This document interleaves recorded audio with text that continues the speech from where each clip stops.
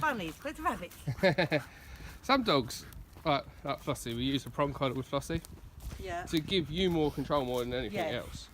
Like a lot of people want to comment, say how bad prong collars are. Oh, I'm all for them. Yeah. I'm absolutely all for them. E-collars I will be, but it'll take me another... Yeah. I bet it takes me another 6 months to get au fait with that. But I will do it. But prong collars, what way are we going? Straight over? Oh, yeah. My little trail. Prong collars, a lot of the time, become about safety more than anything else. Yeah. I mean, the amount of... And I'm not aiming this at you. Climb the log that way. Yeah. But that's all right. But a lot of my clients I work with are on the older side. Yeah. Okay? They're not as fit as they used to be in their prime. They have problems with their joints. And a lot of them have dogs. I even worked with one little old lady who had a Jack Russell.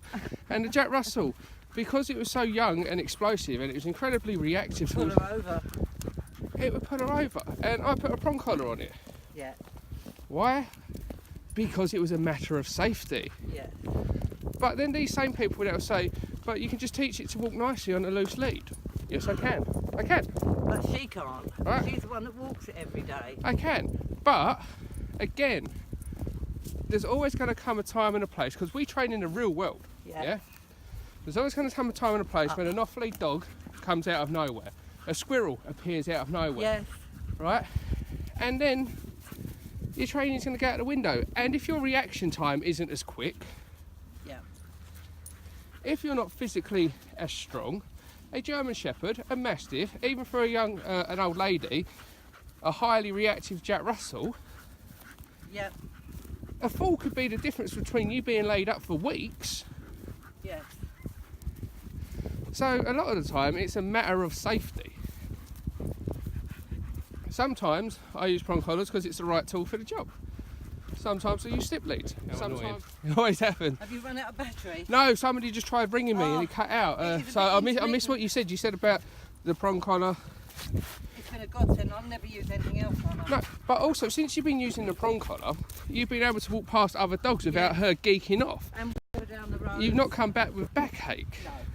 And again, I uploaded a video yesterday of me with a prong collar on my neck pulling it.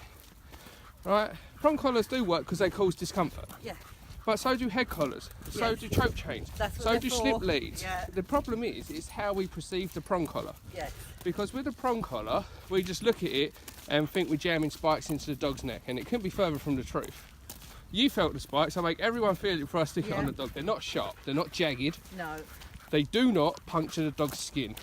There is one picture on Facebook that shows a dog with holes in its neck. Oh, but that's from them. No, it was from a prong collar, but what happened was it was a neglect case. So the dog had a prong collar on and it had grown into the dog's neck. Oh, no. Right? But that is horses. But that is the one and only picture they've got to say that prong collars are bad. But I can find 100 with dogs with flat buckle collars are bad. What are you doing, you twat?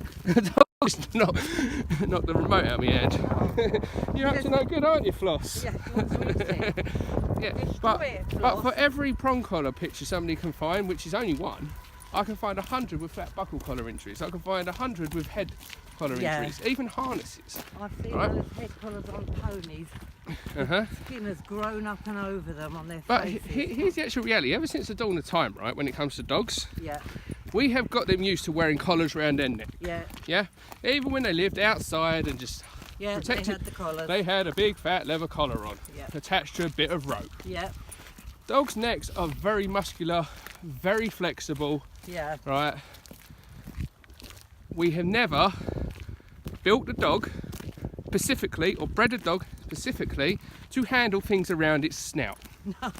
One of the most, if not the most, sensitive area of the dog's body.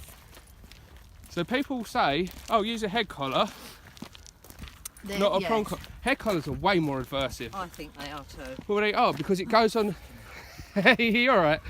It goes on the sensitive part of the dog's snout, right? And I don't care how you dress it up, what breed of dog it is, that's always going to be more uncomfortable than a prong collar. Yes, it's a very sensitive area. But head collars have been drummed into society because of vets, because of certain organisations, because of certain trainers, Zach George, Victoria Stilwell. Head collars have been programmed into people's minds to believe in they're a positive tool. No, But in reality, they're the most aversive tool on the market. I agree. It's like my granddad used to whack the Alsatian over the nose with a newspaper if it did something wrong. I thought that was dreadful. Yeah, again, there's no need to do it. No. Yes, it was only a newspaper, but not on the nose. No, but again, if you're going to strike the dog anywhere towards its face, you run the risk of it becoming hand shy. Yeah. Thank you. Hand shy dogs can bite because that motion of you moving your hand towards them Yeah. can make them jumpy and they can snap. Yes. Right? But what I said about head collars, going back to head collars, right? Those same trainers that said head collars were positive are the same trainers that tell you that prong collars are barbaric. Yeah. And they jam spikes into the dog's neck, right? But it's all emotional, right? Yeah. Yeah, they work on it. Slip leads are worse than prong collars because a slip lead it's like a noose. Yeah. But yet slip leads are used worldwide by rescue. Yeah. And obviously I'm going to upload this, right? So Well, there's a different type of slip lead. but I'm going to upload it so people can hear the conversation, Oh. right? I'm going to upload, but it's what society has led us to believe, yeah? Yes. So slip lead is deemed acceptable, prong collar isn't deemed acceptable. But used correctly with the right one. And then we've got a dog up there. See how she does. Well, she can't get out anyway. Sam, back to the car. Back to the car. Oh, let him go. Good girl. You just saw the dog. She just saw the dog. She didn't even run over to her. Right? But You're too good. Can't believe she stayed with us the whole walk. oh, so she's behaving more like a Sam. This way. She's behaving more like a German Shepherd.